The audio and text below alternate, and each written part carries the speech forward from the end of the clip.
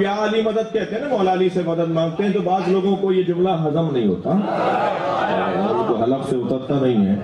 البتہ مجھ جیسے خطیبوں کا کام ہے کہ لوگوں کا ہاضمہ ٹھیک کریں۔ تو میں آج کی اس محفل کے اندر ایک بقول ہمارے دوست جناب انجینئر محمد علی صاحب کے ایک پھکی دیتا ہوں۔ بار بار ایک جملہ بولتے ہیں، اگرچہ میرے مزاج کا نہیں تھا یہ جملہ، مگر میں نے کہہ دیا۔ تو وہ یہ جو ہم مولا کو پکار رہے ہوتے ہیں، یہ جو مولا کا ہم نام لے رہے ہیں، مولا سے مدد مانگ رہے ہیں، مولا سے مدد مانگنا غیر خدا سے مدد نہیں ہے۔ بھائی جو اصلی اعتراض ہے اس کی دم کاٹ دیجئے۔ اصلی اعتراض یہ کہ غیر خدا سے مدد مانگنا شرک، یا علی مدد کہنا غیر خدا سے مدد مانگنا ہی نہیں ہے جو شرک کی بحث شروع ہو جائے۔ علی غیر خدا نہیں ہے، جلوہ صفات الہیہ۔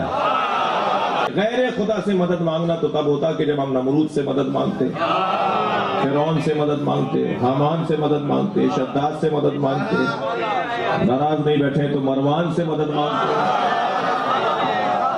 یزید سے مدد مانگتے۔ یہ مددیں ہیں جو غیر خدا کی مدد۔ مگر حضرت ابراہیم سے مدد، حضرت موسیٰ سے، حضرت عیسیٰ سے، سرکار دو جہاں سے، مولا علی سے مدد مانگنا یہ غیر، وہ اللہ کے سسٹم کے لوگ ہیں۔ یہ جن سے ہم مدد مانگ رہے ہیں یہ اللہ کے نظام کے لوگ ہیں۔ یہ جھگڑتے رہتے ہیں جی وہ جی بزرگوں کو اختیار نہیں۔ میں کہتا ہوں جی بزرگوں کو اختیار ہو بھی، کوئی بزرگ ماشاءاللہ اتنا پہنچا ہے کہ اسے اللہ نے اختیار ہی دے دیا فرشتوں کی طرح، پھر بھی بزرگوں کو پکارنا شرک ہوگا مدد کے لیے۔ ویسے آپ نے محبت میں پکارنا ہے، آپ ضرور پکاریں، مدد کے لیے نہیں، ویسے اپنی محبت کا اظہار کریں، لبیک یا رسول اللہ کہیں، لبیک یا حسین کہیں، بالکل ٹھیک ہے، آپ محبت کا اظہار کریں، المدد نہیں۔ بارش کون برساتا ہے؟ اللہ۔ ڈیوٹی کس کی ہے؟ تو بارش فرشتوں سے مانگی جائے گی یا اللہ سے؟ اللہ سے۔ اچھا اگر کوئی فرشتوں سے مانگ لے کہ یار خیر اللہ نے ڈیوٹی لگائی ہے، سر وہ مشرک ہو جائے گا، اور یہ قرآن میں لکھا ہوا ہے۔ آپ پارہ نمبر 20 کھول لیں اگر کسی کو توفیق ہو۔ میں نے کئی بار سنا ہے، میں ایک جگہ بیٹھا ہوا تھا، وہاں پہ ایک شیعہ ذاکر بھی تھے۔ اب مجھے 2-3 دن پہلے، شیعہ عالم تھے بلکہ ذاکر نہیں تھے، 2-3 دن پہلے پتہ چلا ہے وہ فوت بھی ہو گئے، بہت علمی آدمی تھے، اللہ تعالیٰ ان کی مغفرت کرے۔ تو وہ ان کے ساتھی بیٹھے تھے، وہ کہتے ہیں جی ٹھیک ہے ہم یا علی مدد نہیں کہنا چاہیے، لیکن جو یا علی مدد کہتا ہے آپ اسے کیوں کہتے ہیں وہ شرک کر رہا ہے؟ میں نے کہا اس لیے قرآن میں لکھا ہے۔ تو میں نے یہ آیت سورہ النمل کی آیت نمبر 62 پارہ نمبر 20 کے آغاز میں، امن یجیب المضطر اذا دعا ویکشف السوء ویجعلکم خلفاء الارض االہ مع اللہ، بھلا بتاؤ تو کون ہے جو مصیبت میں گھرے ہوئے شخص کی فریاد کو سنتا ہے اور اس کی تکلیف اس سے دور کرتا ہے، اور تمہیں اپنے ماں باپ کے مرنے کے بعد خلیفہ کرتا ہے اس زمین پر۔ االہ مع اللہ، کیا اللہ کے ساتھ کوئی اور الہ بھی ہے جس کی یہ کوالٹی ہو؟ قلیلا ما تذکرون، بڑے کم لوگ ہی نصیحت پکڑتے ہیں۔ تو میں نے کہا اللہ تعالیٰ کہہ رہا ہے کہ جس کے بارے میں تمہارا یہ عقیدہ ہے نا کہ وہ مصیبت اور پریشانی میں تمہارا مشکل کشا ہے، تو گویا الہ ہے وہ۔ اور سب سے پہلے تو مولا علی ان کے گریبان پکڑیں گے جنہوں نے مولا علی کے بارے میں عقیدہ گھڑ لیا۔ مولا علی بھی اپنی نمازوں میں اللہ کو پکارتے تھے، مولا علی کا ماننے والا بھی وہ ہوگا جو اللہ کو پکارے گا۔ پھر بڑے بڑے دھوکے ہیں جی ان کے، وہ کہتے ہیں جی وہ جی غیر اللہ سے مدد کہتے ہیں حرام ہے۔ اور کون کہتا ہے غیر اللہ سے مدد حرام ہے؟ آپ یہودی سے بھی مدد لیں، بخاری مسلم میں حدیث ہے نبی علیہ السلام جب فوت ہوئے ہیں آپ کی زرہ ایک یہودی کے پاس گروی رکھی ہوئی تھی، لیکن جو سامنے موجود نہیں اس سے تو نہیں آپ اسباب کے طور پہ مدد لے سکتے۔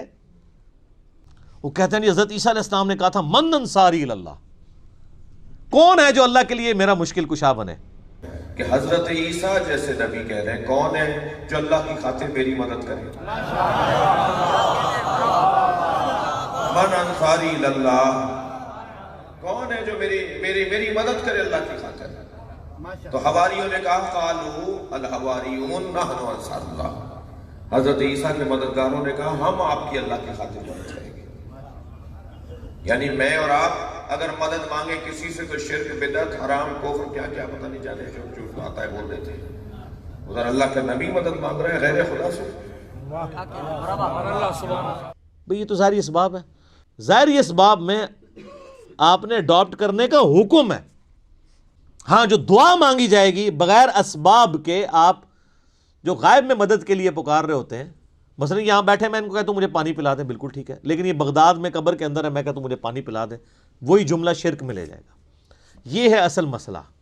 ہمارے نبی الاسلام کے بھی صحابہ، آپ کے جو ساتھی تھے، وہ آپ کے اسباب میں آپ کے مشکل کشا تھے، لیکن وہ والا مشکل کشا نہیں کہ جو آپ وہ سمجھ رہے ہیں، ورنہ اگر نبی کا مشکل کشا صحابہ اکرام تھے تو پھر تو ان کا مرتبہ اوپر ہو گیا۔ تو وہ صرف صحابہ مشکل کشا نہیں تھے، وہ یہودی جس نے نبی علیہ السلام کی زیرہ گروی رکھ کے آپ کو کچھ دیا تھا وہ بھی مشکل کشا ہے، اور سب سے بڑا مشکل کشا سورج ہے۔ سورج اگر ختم ہو جائے تو زمین پہ نہ نباتات اپنا اگ سکتی ہیں، نہ حیوانات ان نباتات کو کھائیں گے، سب کچھ ختم ہو جائے گا۔ دنیا میں ہواؤں کا چلنا، موسموں کا بدلنا، یہ سب کچھ سورج کی وجہ سے ہے۔ تو کوئی کہتا ہے المدد یا سورج، کسی کے ذہن میں یہ وہم بھی آتا ہے کہ سورج مشکل کشا ہے، تو کہیں نا المدد یا سورج، کہیں گے نہیں جی سورج کا کیا کمال ہے، وہ تو اللہ نے اس کی ڈیوٹی لگائی ہوئی ہے، تو ہم اس کو کیوں پکاریں، ہم اللہ کو کیوں نہ پکاریں؟ تو بابوں کی بھی اگر ڈیوٹی لگی ہوئی ہے تو بابوں کو نہ پکارو، ویسے ڈیوٹی کو نہیں لگی ہوئی، اگر لگی بھی ہو for the sake of argument, تمہاری جعلی جو دلائل ہیں اس پہ ایگری کرتے ہوئے، پھر بھی ان کو نہیں آپ پکارو گے، شرک ہو جائے گا اور ناقابل معافی جرم ہو جائے گا۔